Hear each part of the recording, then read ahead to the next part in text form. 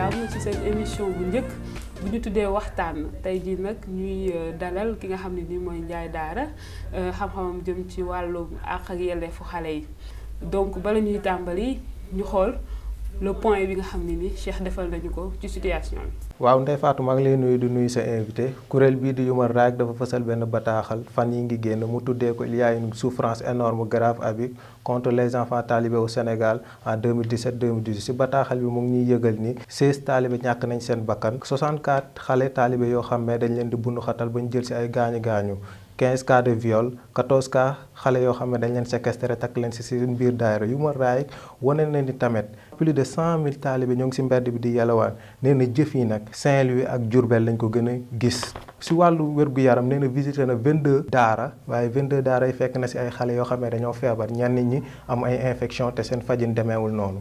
donc Ndiaye Daara ñu bàyyi la nga nuyoo ginnaaw bi nga xoolee rapport bi nga xam ne bokk nga sax si ñi ko bind ñu bàyyi la nga nuyoo ak téléspectateurs yi.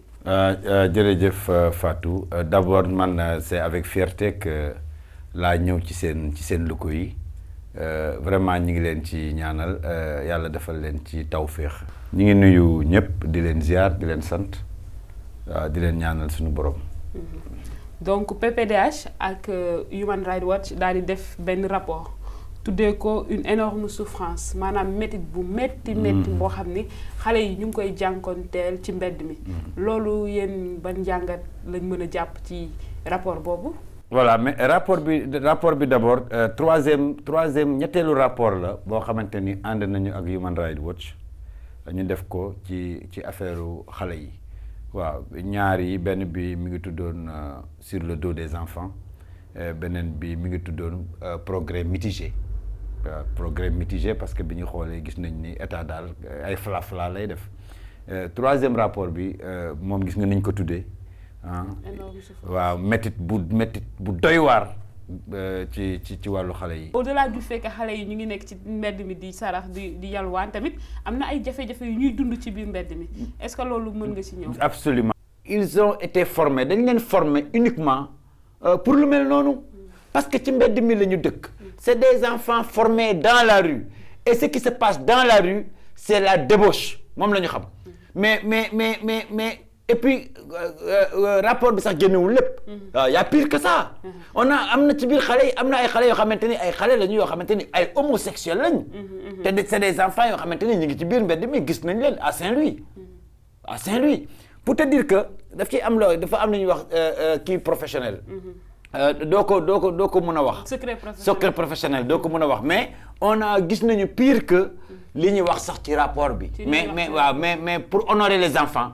mënuñu dénoncer yooyu yëpp mais. également day am ay cas de décès aussi. plusieurs mais dañu bëgg tamit kuy daara yi li ci ëpp ci problème.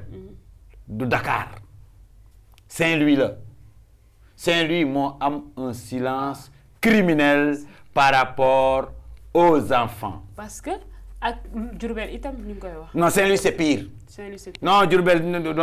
mais après Diourbel waaw mu ngoog. parce que Ndar li fa am ñun dañu dem quinzaine de l'enfant lañ doon def le 16 juin bii di ñëw ñun daaw ñu def journée africaine de l'enfant africain quinzaine de l'enfant africain lañ doon def ànd ceeg Bassirou Kébé l'ancien directeur de la DDPE actuel conseiller spécial chargé de l'enfance du président de la République. mais bi ñu demee Ndar. ñu def sortie de nuit. bi ñu génnee ci guddi gi dañu fekk ay xale yu tëdd di nelaw ci marché bi talibé enfants de la rue tous confondus bi ñu ñëwee ñu yee leen am ci ñoom ku solul yére waaw sër la woddoo def taatu nag ñu ne ko mais yow lu tax nga an sa yére mu ne ma ngi nele ñu ne ko mais lu tax sa yére mu ne ñii ñoo doon tëdd ak man mu joxoon ñu doon tëdd ak man ñooñu nekk ay moroomu taalibe ñooñu ñu ngi nelaw ñu ne ko ñu dem nag ñu laaj xale bi ne ko mais est-ce que ñu ne yàgg na ñun ci lii rek lañ xam ñoom dañuy def. mais ñooñu amuñu sëriñ amuñu daara. non xam nga dañuy confondre sëriñ ak grand bandit. c'est-à-dire en fait ñooñu amuñu nekk ci daara. si am na ci non du daara loolu c'est pas des daara. xam nga il faut waaw ñoom c'est des gens daf ci am ñoo xamante ni dañuy niroog daara. te duñu daara. am xale buy niroog taalibe. te du taalibe. am kuy niroog sëriñu daara parce que day kaalawu yor kurus. fekk jàngul. c'est des exploitants d'enfants. c'est des bandits.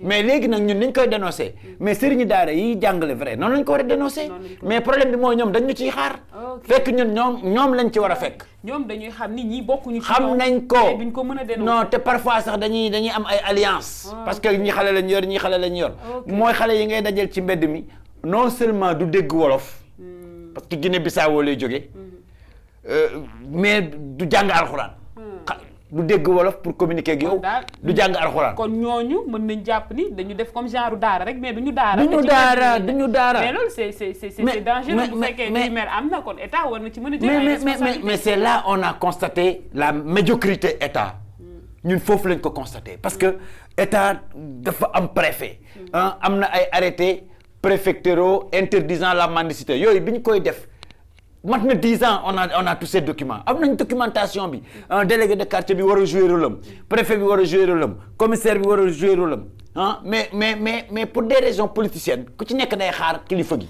parce que dañ naan kilifa gi mën naa def li fekk du ko arrangé fekk kilifa gi digal na ko du cette médiocrité institutionnelle là moo ñu indi problème mais mbir mi mënoon na wàññeeku mënoon na fi jógee sax bien avant tey yaa ngi dégg mais li ci gën a doy waar mooy xale yi ñun sax dañu ni xale yi dëkkul Sénégal nañ ñibbi ñun ñu dëkkul Sénégal bu ñu ñibbee ñu des ak xale yi dëkk Sénégal dinañ ko mën a régler mais tey naka nga mën a recenser ñu dëkk Sénégal ñu dëkkul Sénégal naka nga mën a xam mais tey par exemple su fekkoon ni état ñëw na wala benn programme ñëw ñu ni dañ leen di jàppale pour ñu recenser ci Sénégal daara authentique yi est-ce que am ngeen jumtukaay est-ce que c'est possible est-ce que loolu c'est faisable def nañ ko non am na lu ñu ci def xàmme nañu daara yi dëkkul fii de xàmme nañ leen de mais ci nga xàmmee ñi dëkkul fii kon ñi fi dëkkul kay non xàmme nañu ñi dëkk Saloum ñi ngi yalwaan xëy na parce que dañu am ay problème mais ñi ngi jàng daf ci am ñuy yalwaan di jàng normal am ci ñoo xamante ni jànguñu dañuy yalwaan mais ñooñu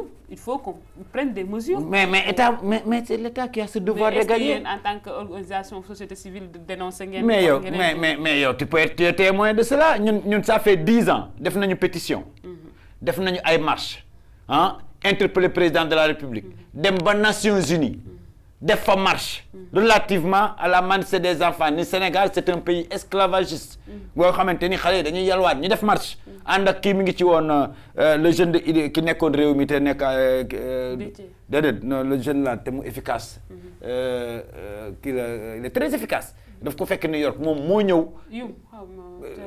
Thierno Bocoum ci marche wala bokkoon pour te dire que dénoncé nañu mais quand tu es devant un monstre boo xamante ni li ngay wax du ko dugg ci ay noppam mais c'est l'éternel recommencement ñun 2013 2015 ànd nañu ak état mooy bi xale yi décédé Médina juróom-ñetti xale yi bi ñu faatoo Médina président Macky Sall ñëw fa ni lii nii waratul am te dootul am dinaa ci taxaw ñun ñu dem conseil interministériel ak le ministre Abdoul Mbaye mu fëgg ci taabal ji ni man jaar naa daara lii dootul am mais bi muy waaj a appliquer la loi ni ñu dans 15 jours on applique la loi ci lañ ko ci jëlee Abdoul Mbaye waaw fekk dem nañu ñu def séminaire ñun ak état ñu def le plan stratégique 2013-2015 parce que la PPDH dafa amoon benn plan d'action 2013-2015 pour l'éradication définitive de la mendicité état bi adopté ko en 2015 waroon na fekk yalwaan bi jeex mais on est en 2019 xale yi dañu gën a bari ci mbedd mi di gën a souffrir ba pare li ci gën a doon problème mooy dañu nekk victime en même temps nekk coupable. et puis am yeneen phénomène yu bees yu léegi sax non waxuma la phénomène sax mais léegi am na xale yu nekk ci mbedd mi yoo xamante ni ci loolu ñuy wax daara te du daara ci la ñuy jógee boo leen gisee doo leen xàmme parce que taalibe bi amul habitude di sol dàll kii day sol dàll sol jean bu rafet lonkoo saak mel ni ku jàngi école. mais là il faut vraiment des mesures urgentes. état xam nga état booy xool assises nationales yi ñu doon def ñi interpeller président de la République ba mu ni après Korité mu instruire ministre de l'intérieur ni ko après Korité nañ jëli xale ci mbedd mi mais ay chefs religieux ñoom ñu bokk ci assise nationale bi ñoo ko wax. sëriñu Laayeen bi ak yeneen sëriñ ñoom ñoo ko ni président xale yi. dañ fa war a jógee. xale yi ñëpp la préoccupé. yaa ngi dégg Aïda Mbodj ñëw wax président instruire le ministre de l'intérieur mais ñi ngi Korité passé nañu Korité.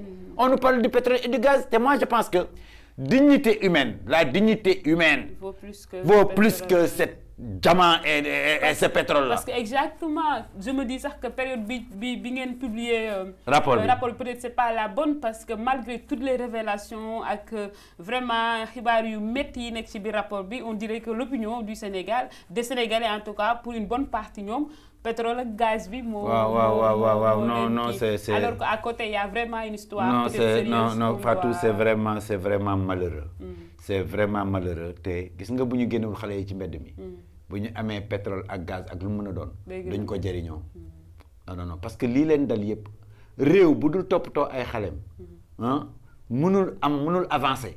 waaw boo de surtout ñu ne que c'est un état de droit. États-Unis boo fa demee wala France boo gisee xale ci mbedd mi bëccëg da ngay tiit. day mel ni da nga naan kii lu mu def ci mbedd mi yow yaay doon ci koy njëkk a xalaat avant police di ci wax wala keneen di ci wax parce que xale dafa am wala boog mu ànd ak parent. waaw mais xale kese nga gis ko ci mbedd mi. y a pas question. waaw Sénégal rek ngay gis xale yi dëkk ci mbedd mi di oto yi di leen mbëkk à Saint-Louis par mois. Par mois il y a presque 20 accidents. waaw dont la plupart dañuy mortels. à Saint-Louis il y a un silence criminel. ñun bi ñuy gisee loolu ñu gisoon ci xale yi ñu xëy la lendemain ma ne Issa Kouaté de la maison de la gare. mooy suñu point focal foofu. nañu dem nga yóbbu ñu ci Golbert parce que c'est l'une des plus influentes de Saint-Louis. ñu dem fekk Golbert jóge entraînement di def grasse matinée dañ ko fëgg. mu jóg ni leen maa ngi grasse matinée ngeen may yee pour la ñu ne ko noonu li ñu gis mënuñu la bañ a déranger pour wax la ko. après ñu nettali ko li ñu gis ci guddi gi yëpp ci xale pêcheurs yi xale yi ci géej gi di fanaan ci gaal gi ci tefes gi xale yi tëdd ci marché bi xale yi nekk ci mbedd mi xale yi yalwaan guddi xam nga biñ ko waxee ba jeexal mu ne yow loolu rek moo tax ngeen ñëw di ma déranger ñu ne ko waaw mu ne bu mu amati. ndax lii ngeen gis man gis naa ko il y a 2 ans de cela ma wax ko sama rajo informer les autorités administratives et religieuses et sociaux de la ville de Saint-Louis. Ils ne m'ont pas écouté dégluwuñ ma ne woon naa leen nag d'ici 2 ans bu ngeen deful dara l'armée la plus redoutable armée bi gën a doy waar ci Afrique fii lay juddoo mais boo demee ci prison yi mais ces comportements là yi ngay gis nii nga xamante ni c'est injustifiable mais xale yi ci mbedd mi lañ nekk. C'est pas des enfants talibés venus de vrai daara c'est des enfants dans la plupart avec des parents divorcés. Cause la ci nag aussi. La plupart de ces enfants bari na ci. À cela sax si ajoute maintenant la mendicité des enfants les enfants dans les daara. mais mun nañu xale yooyu yëpp d'ici 2 ans ñooy doon armée bi détruire Sénégal. agressions yi ngay dégg crimes yi ngay dégg comportement indécent yi ngay gis yëpp ci xale yi ci mbedd mi. lay jógee. léegi bu weesoo loolu donc le vin est désaturé comme on dit yan yow lan ngay préconiser tey bu fekkoon am na lu ñu mën a def pour vraiment éradiquer nag ce fléau parce que état mënul nekk si di ko dénoncer ay mesures nekk si ñu koy jël te vraiment on ne peut pas sentir benn avancée bu concrète lan la qu'est-ce qu'il faut faire réellement. non ce qu'il faut faire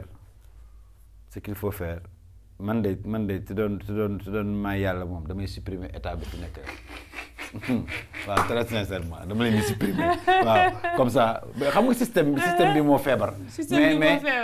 mais bu ku la ni président de la république mënu ko fi jëlee. boo ko ñemee ne ko waxoo dëgg. non président mën na ko. mais li ñuy ragal. dañ naan sëriñ si. xam nga sëriñ si tamit ñu ci bari. te duñu ay sëriñ parce que xalif général des Mourides. xalif général des Tidianes. xalif généraux yi fi nekk yëpp ñooñu ànduñu ci boo demee seeni daara amul lii. mais lan ñoom ñëpp. état xam nga ni amalgame bi nag mooy état dafa defe ni. ñii vrai sëriñ ñi vrai sëriñ lañ. waaw te ñoom it dañuy dénoncer dañuy ragal. surtout affaire pétrole bi. dañ naan léegi bu ñu waxee ci affaire xale yi sëriñ si dañ leen di liggéey. waaye sëriñ yi juste kay ñooñu ànduñu ci yalwaan gi. kon sëriñ yooyu seen lobbying bi aussi. lobbying bi waaw parce que am na ci ay jullit ay nit yu nekk Sénégal boo leen waxee dañ naan yalwaan bi waru fi jóge parce que dëkk yalwaan bi cosaan la mais xam nga nit ñi dañu war a xam ni. cosaan ak aada dafa am aada yoo xamante ni c'est à bannir baaxul aada bu bon kenn du ko continuer waaw xam nga aada bu bon dañ ko fiy jëlee yaa ngi dégg indi leneen lu baax ñu teg ko fi. ok xam nga mais yéen commencé ngeen def ay projet par exemple bu ñu ñibbisiwaatee fii ci Pikine ci d'une façon beaucoup plus bu ñu gën a jege Pikine Nord def ngeen si projet zéro mendicité. ci loolu lañ nekk nag mais projet boobu man perso quand je vous dis ah démb ak bërki démb bi may jógee suñu kër je vois plein de talibés depuis bërki démb et je le fais depuis bërki démb je vois des talibés à Pikine Nord qu'est-ce qui se passe. waaw mais li ko waral xëy na sax ça c'est dans le cadre du changement de paradigme. ñun bi ñu interpellé état. ñu dem ba xam ne état daf ñuy tardeel. dañu dem seeti maire yi. jël wax ak maire bi. ni ko yow au niveau local yow yaay kilifa gi. léegi yow dañu bëgg ànd ak yow. di la xelal boole la ak ay partenaires yoo xamante ni dinañ la accompagner pour yelwaan bi jógee sa commune. léegi waxatuñu yelwaan bi jógee Sénégal mais commune bu ñu dem. dinañ ànd ak maire bi ba yelwaan bi jóge ci commune bi loolu la ñu ànd ak Bamba Fall. ba yelwaan bi jóge fa mais il leur faut un peu de moyens. mais nag ak engagement. loolu la ñu def Gueule Tapée aussi ba yelwaan amatu fa. koo gis mu fay yelwaan rek dëkku fa. parce que am nañ ay brigades. yoo xamante ni dañuy veiller à la mendicité des enfants xale bu dugg foofu te waroo fa nekk dañ lay teg ci yoon léegi nag Pikine Nord ñi ngi door a démarrer sensibiliser nañu ñi nga xamante ni ñooy partie prenante yépp léegi observatoire bi war a veiller à la sécurité de Pikine Nord relativement à la mendicité moom la ñu war a mettre en place xam nga dafay am ñoo xamante ni ñoom dañuy gis ni yalwaan bi di torturer xale yi parce que ñoom foofu la ñu jaar. ba yàlla def na waaw dañuy defee ni ñoom it. mais Human Rights ginnaaw bi mu defee bi ngeen publier rapport bi dañu ci teg plainte. waaw ñun am sax ñu naan c'est une plainte de plus. waaw est-ce que jàpp nga ni plainte boobu mën na aboutir quelque chose de solide. absolument mais defoon nañ ko fi on avait quoi avec. parce que man li ma jaaxal mooy nag tonton Ndiaye daal depuis le début def nañ ko plus de 10 ans mais la réalité reste toujours là. non moo tax mu bëggoon tey ci waxtaan bii nga xam ne mooy suñu émission bala ñu fiy jógee ñu mën a tànn dara jàpp ci. tey lan nga yaakaar ni concrètement buñ ci doon jàpp dina nekk la bonne méthode pour éradiquer ce fléau. ñu bàyyi état bi fële wax ak communauté de base yi. wax ak ASC yi wax ak. GPF yi groupement promotion féminin yi wax ak délégué de quartier yi wax ak élèves yi wax ak parents yi au niveau de la base wax ak le maire bi nga xamante ni moom moo fi nekkal askan bi yaa ngi dégg pour ñu xool ensemble naka la ñuy mën a éradiquer mendicité bi au niveau local. waaw ku nekk bu ko defee local bu yàggee. merci waaw ñun solution boobu la ñu mujj indi. waaw ku ci nekk koñ bu ci nekk. kër gu ci nekk ñëpp ñun ñi nga xamante ne ñun la daara yi nekk suñu ay gox. ak suñu délégué de quartier ak suñu maire ak suñu ay groupement ak suñu ay association nañu leen ci xalaat. waaw ànd ceeg maire bi. ñu daal jël état tege ko. ñu jël état teg ko fële. yaa ngi dégg comme que ñoom peut-être lobbying yeeg ñoom seen dañ koo ragal quoi. waaw ñoom moom vraiment ñun daal. waaw ñoom daal très sincèrement ñun daal amatuñu yaakaar ci ñoom. parce que gis nañu mais bala ñuy jeexal parce que dépassé nañ sax heure bi ñu jagle woon prévoir ngeen def ay activités par rapport ak publication. non le 25 la ñu koy def lancement officiel parce que xam nga version bi ñëw lu ci ëpp version anglaise la. ak version waaw léegi nag version kii bi ñëw na. waaw version française bi ñëw na. le 25. dinañ leen ko jox. ngeen am ko ñu ba pare juillet am na beneen rapport de. non rapport bi dafa bari ba dañ ko xaaj. bi c'est sur les abus et cetera. abus et violences faites aux enfants. bële encore c'est spécifiquement sur les enfants dans les daara. dans les faux daara en juillet. ok sur les enfants dans les daara. waaw parce que diagnostic bi ñuy def c'était fait sans complaisance. mais problème bi en tout cas fi mu gën a doyee waar encore dem nañu kokki. kokki foo dem ci Sénégal yaa ngi dégg kokki mais bu daara yëpp meloon ni kokki. Sénégal day développé. waaw kon suñu mbokk internautes yi malheureusement fii waxtu bi xoj nañu tey suñu émission waxtaan ñu dalaloon Ndiaye Daara ñu doon waxtaan ci mbirum daara yi ak li nga xam ne nii mooy rapport bi ñu publier ci fan yi ñu génn donc li ñu mën a jàpp ci waxtaan bi tey bokk na ci nee nañ pour ut ay solution pour éradiquer ce fléau il faut ñu boole. ci communauté à la base bi il faut que ñu impliquer leen il faut que ñu mën a compter ci maire bi ci koñ bi ci chef de quartier bi ci ki nga xam te ni nii mooy coxeur bi wala kiy liggéey ci koñ bi pour que kenn ku ci nekk def ko son combat personnel mais encore mieux xamle nañ ni itamit dafa am ay daara yu nekk daara ok ak ay daara yoo xam ne ni ay faux daara lañ te exploitation bi wala yu bëri si yu xale yi di jànkonteel ci mbedd mi ñooñu ñoo ko waral donc vraiment c'est une question qui est toujours présente. L'État doit prendre ses responsabilités. Tout un chacun est interpellé pour que ñu bañ a gisati xale yi ci mbedd mi donc Jaay Daara ñu ngi lay nuyu di la bàyyi nga tàggatoo di kontaan trop ci invitation bi ak ni nga ko nangoo di lay wax ni rek ñun tamit ñu ngi fi parce que Warkha TV moom c'est la chaîne qui nous rapproche te waxtaan li ko tax a jóg mooy suñuy wax ci actualité à la fin ñu mën ci tànn dara. ñu bàyyi la nga tàggatoo. waaw mais man li ma ciy wax xam naa ni mooy Warkha TV sunu TV la. il faut que surtout ñun on en a bénéficié ñun waa Pikine Nord. waaw man j'ai été agréablement surpris quand même parce que fii il faut venir pour croire que ça c'est une réalité. waaw mais ñi ngi leen di ñaanal yàlla bi nga xamante ni ku mu jàppale rek nga dox. yàlla na leen jàppale. ci barke yonent bi sallallahu alayhi wa sallam. waaw jërëjëf.